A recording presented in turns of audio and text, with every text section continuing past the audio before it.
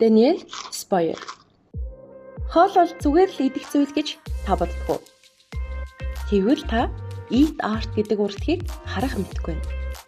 Eat art буюу хоолны урлагийг хөгжүүлсэн урлагийн хэлбэр болгосон гол уран бүтээлчдийн нэг бол Румын төрж Швейцарт уран бүтээлээ хийсэн Daniel Spoyer юм. 1960-ад онд тэр нэг зүйлийг анзаарсан.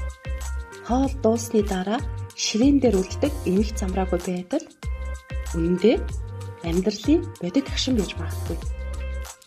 Тиймээс тэр идэж дууссан хоолны ширээг таваг, сэрээ, асгарсан соустай яг байгаа чигээр нь хан дээр тогтоож хэрэгсэн. Энэ бол түүний зан нэртэй цуврал агшныг барьж авсан бүтээлүүд юм. Spoyer бидэнд нэгэн асуултыг үлдээж байгаа юм. Урлаг заавал цэвэрхэн төгс байх ёстой гэж юу? Магадгүй таны орхисон хоолны ширээж давтагдшгүй нэг түүх урлаг байж болох юм. Тэгэхээр бидэнд ганцхан асуулт үлдлээ. Та урлагийг хаанаас хардаг вэ?